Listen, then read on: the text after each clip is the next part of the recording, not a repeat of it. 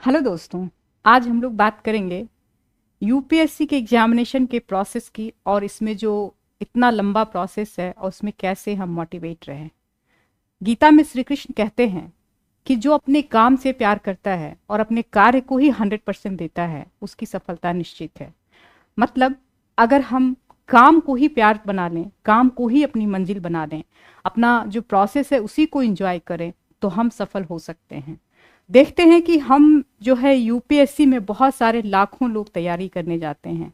लाखों युवक युवतियां जो हैं उनका ड्रीम है कि हम देश को सर्व करना चाहते हैं, हम अपने कंट्री के लिए कुछ करना चाहते हैं, हम अपनी सोसाइटी को कुछ रिटर्न देना चाहते हैं और हम इसकी सेवा करना चाहते हैं। कुछ लोगों को पावर बहुत मोटिवेट करता है कि पावर है, कुछ लोगों को पहुंच बहुत मोटिवेट करता है। तो बहुत सारे रीज़न है जो कि यूपीएससी में एक करियर के रूप में सिविल सर्विसेज को लोग चुनते हैं।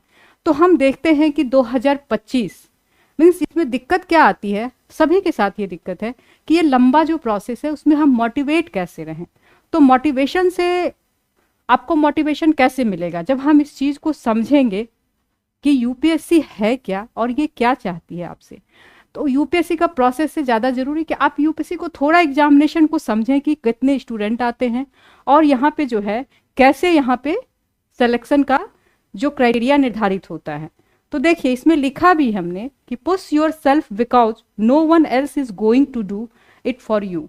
मतलब खुद को ही हमें मोटिवेट रखना है, कोई दूसरा हमें जो है आगे बढ़ाने के लिए कभी नहीं आएगा। तब मेरा जो है कैसे आप मोटिवेट रहें अपने लक्ष्य के लिए, यूपीएससी के सिविल सर्विसेज एग्जामिनेशन के लिए, उस पर हम चर्चा करते हैं। तो सबसे पहले देखते हैं कि आप जो है यूपीएससी के बारे में सुना है और हम तैयारी करने चले जाते हैं। दिक्कत कहाँ आती है, हम गए और तैयारी करने लगे, कोचिंग ज्वाइन कर लिया और कोचिंग ने जो बताया हमने वो स्वीकार कर लिया। कभी खुद से सिलेक्शन के लिए खुद से प्रयास करेंगे कि क्या है, आखिर कितने स्टूडेंट इसमें आते हैं, हम कहाँ हैं और किस तरह से हमको अपनी स्ट्रेटेजी बनानी है। तब देखते हैं कि कैसे इसको प्रोसेस को समझिए। इसके सबसे पहली बात तो देखिए 2025 में जो जो देने वाले हैं एग्जामिनेशन, उनका देखिए 25 मई को प्रीलिम्स का एग्जामिनेशन है, 22 अगस्त को जो है उसका मेन का एग्जामिनेशन स्टार्ट होगा और इंटरव्यू जो है जनवरी में शुरू होता है, जिसके लिए जो है आपका दिसंबर में रिजल्ट मेन का आ जाता है। तो आप सबको पता है कि प्री क्या है, क्वालिफाइंग है, सिर्फ वो स्क्रीनिंग टेस्ट है। आप जो है उसके बाद मेन में जाते हैं और मेन का 2 पार्ट है, मेंस रिटन एग्जामिनेशन और एक पर्सनैलिटी टेस्ट, जिसके थ्रू आपका फाइनल सिलेक्शन होता है।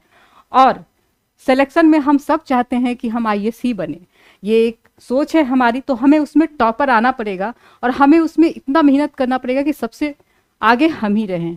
तो देखिए अब ये देखिए कि 2025 का जो एग्जामिनेशन होगा उसका नोटिफिकेशन कब आएगा, ये 22 जनवरी 2025 को नोटिफिकेशन जारी करेगी। तो अभी से आप देखेंगे, अगर अभी से तैयारी शुरू करेंगे तो आपके पास ऑलमोस्ट इतना समय है कि आप इसमें लग सकते हैं। उसके बाद देखिए इसमें सीट्स लगभग 1000 से 1100 के बीच में ही आ रही है।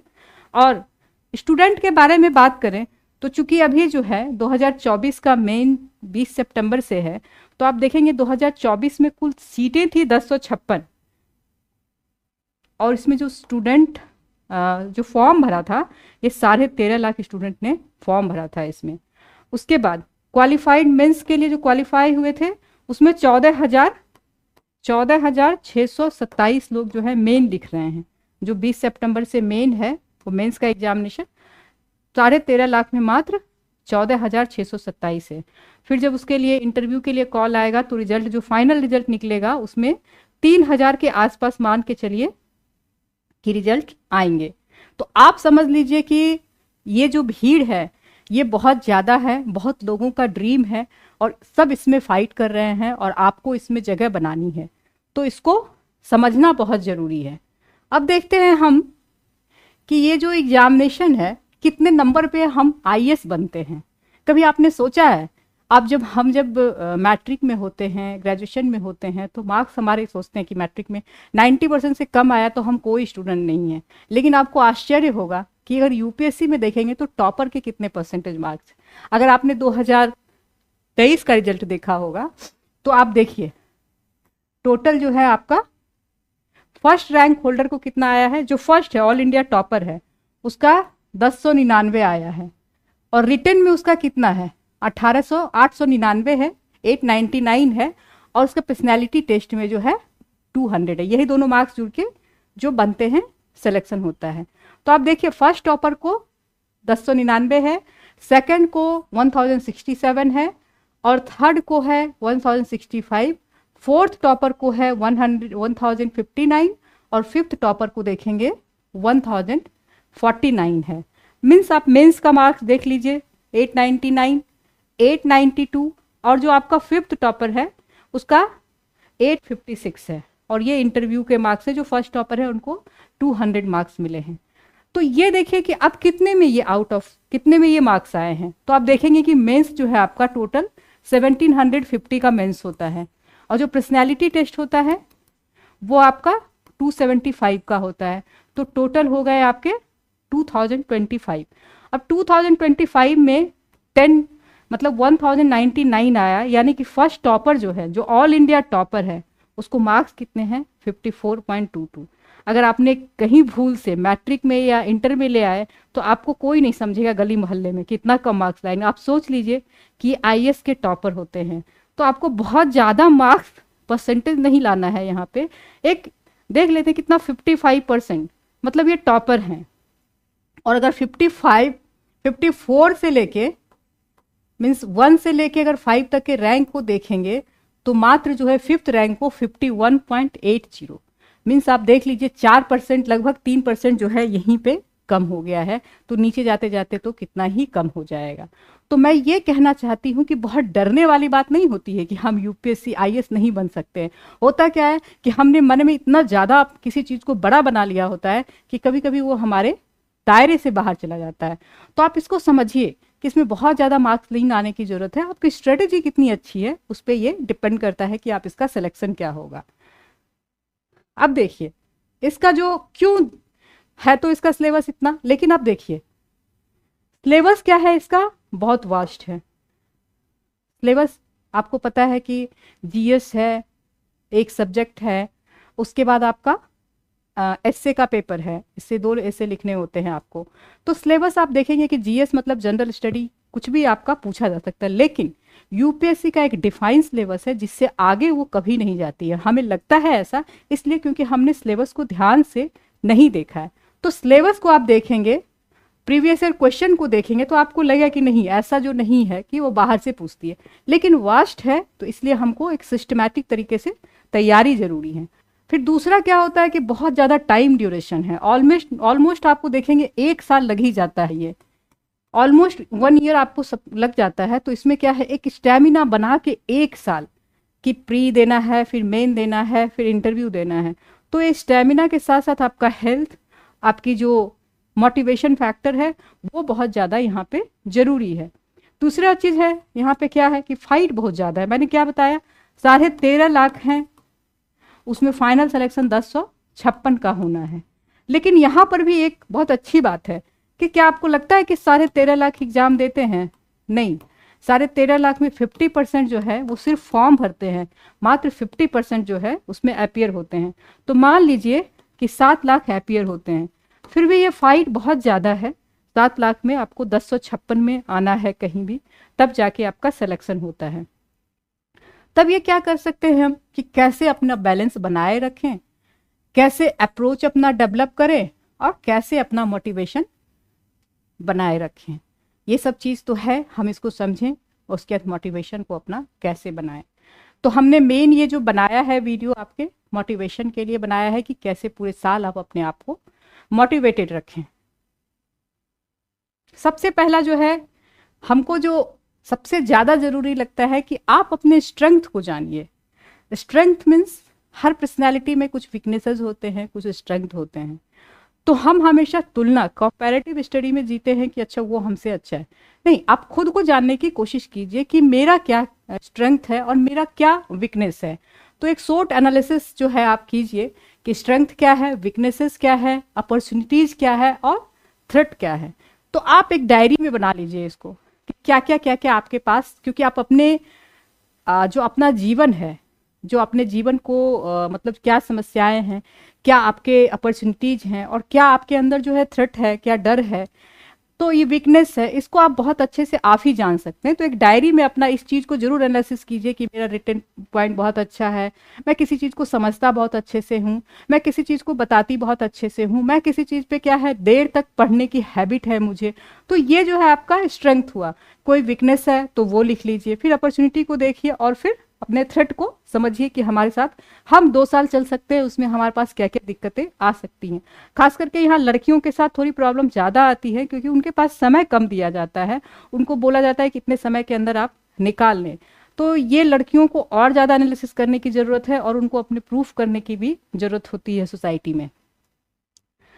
लेकिन ये सब कीजिए आप लोग।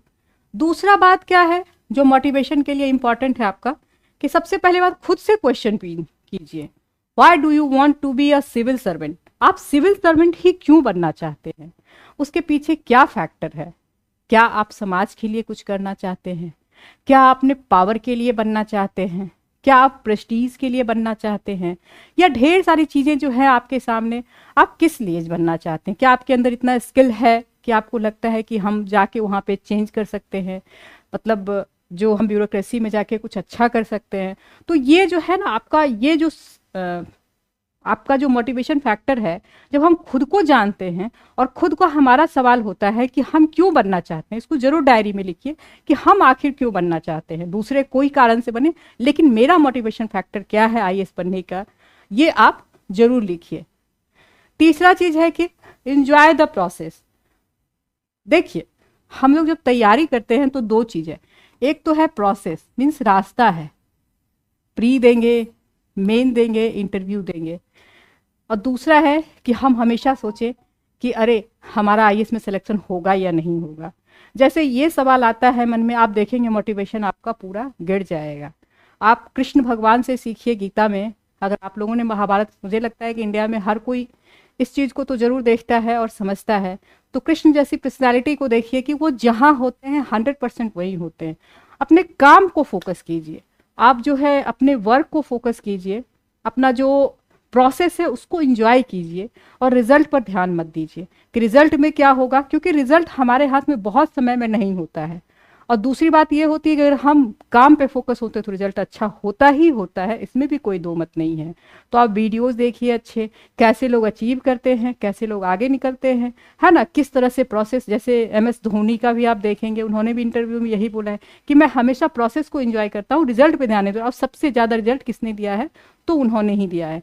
तो आप इस चीज़ को देख के मोटिवेट हो सकते हैं, लेकिन हमेशा रोना मत कहिए कि हम जो है अगर मेरा नहीं हुआ तो क्या होगा। जैसे ही हम लोग नहीं लगाते हैं ना, तो ये जो है लॉ ऑफ अट्रैक्शन काम करता है, और हम कहीं ना कहीं डीमोटिवेट होने लग जाते हैं। तो इस चीज़ को भूल जाना है, अपने प्रोसेस को देखिए कि हम जो हैं कहाँ हैं और हम कहाँ जाना चाहते हैं, और उसके लिए जो हमने रास्ता चुना है सही है या नहीं है। फिर healthy, stay healthy and develop the habit of gratitude. ये 2 महत्वपूर्ण चीज़ें हैं। हेल्थ, पूरे साल आपको पढ़ना है, कंसिस्टेंसी चाहिए। ये नहीं कि आप जो है आज पढ़े और 2 दिन छोड़ दिया, 2 दिन तबीयत खराब है, कोई भी एक्सक्यूज यहाँ पे काम नहीं आता है। तो आपका हेल्थ इज़ वेल्थ। हेल्थ बहुत ज़्यादा ज़रूरी है, क्योंकि कहा जाता है कि एक मजबूत दिमाग में ही जो मजबूत जो है आपका शरीर में ही मजबूत जो है दिमाग वास करता है। तो जब तक आपका शरीर मजबूत नहीं होगा तब तक आपका दिमाग जो है उस तरह से काम नहीं करेगा। और develop a habit of gratitude.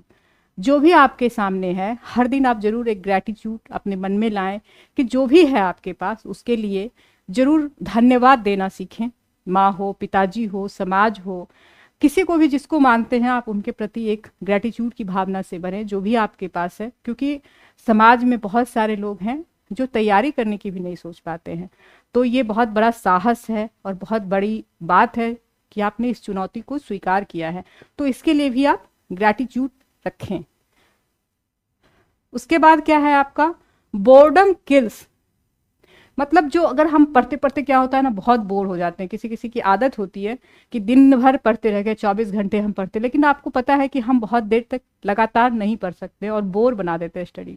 तो आप क्या कीजिए, कुछ क्रिएटिविटी, जो सृजन सृजन कहते हैं ना, पेड़ पौधा अच्छा लगता है उसको, या ड्राइंग करना अच्छा लगता है, तो हमने आधा घंटा उसको कुछ क्रिएटिव वर्क में भी अपने आप को डालिए। गाना सुनना अच्छा लगता है, गाना, या फिर कोई अच्छी इंस्पिरेशनल मूवी अच्छी लगती है, तो बस अपने टाइम को मैनेज कीजिए। ऐसा नहीं कि हमने सब कुछ छोड़ दिया और घर में बंद हो गए तभी हम एक अच्छा आईएएस बनते हैं, ऐसा नहीं होता है। आप जो है उससे डिस्ट्रैक्ट मत होइए, लेकिन अपने सृजन वाला जो काम है ना, जिसमें आपको खुशी मिलती हो, ये काम आप जरूर कीजिए। अब बोर्डम को हटाइए अपने लाइफ से, क्योंकि आप पढ़ते पढ़ते अगर मान लीजिए एक दिन आपने लगातार पढ़ भी लिया तो दूसरे दिन फिर वो काम नहीं करे। इससे अच्छा है कंसिस्टेंसी हो और लगातार आप जो है मत बहुत ज़्यादा देर तक बैठिए।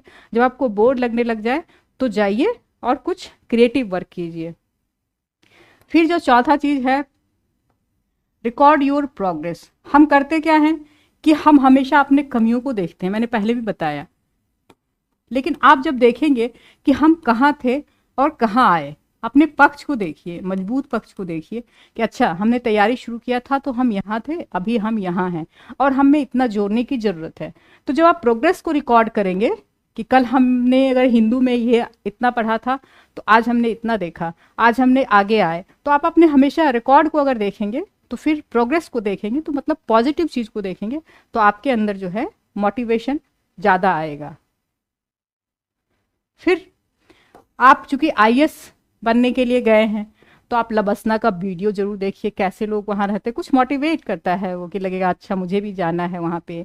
कुछ आईएएस के जो सक्सेसफुल आईएएस ऑफिसर हैं उनके देखिए कि कैसे बन सकते हैं, क्या कर सकते हैं। कुछ अच्छी किताबें हैं जो मोटिवेट करती हूँ, वो आप पढ़िए। एक हैबिट डेवलप कीजिए कि हाँ अच्छी चीज़ें हमें हमारे अंदर डेवलप होती रहें। फिर विजुअलाइज कीजिए अपने जो स्टडी है ना।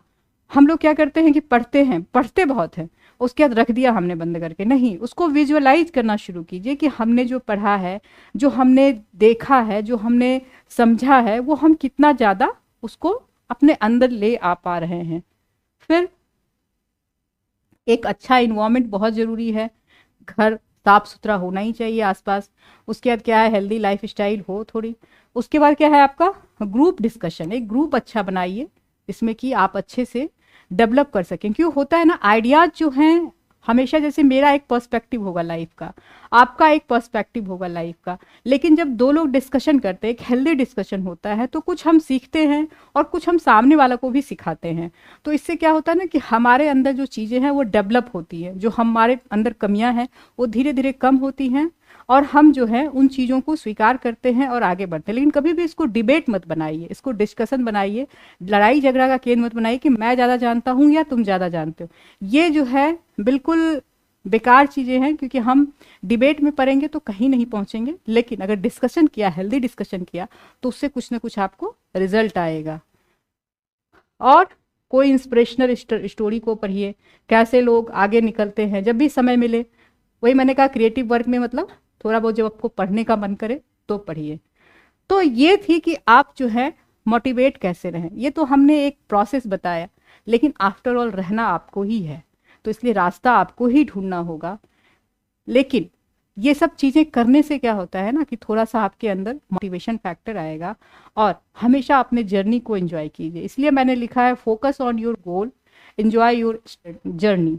जर्नी को एंजॉय करना बहुत ज़रूरी है, तभी आप जो है अपने गोल को अचीव कर सकते हैं। क्योंकि हम अगर आज अच्छे हैं तो कल भी हमारा बेहतर होगा, यही हमारा सब कुछ होता है।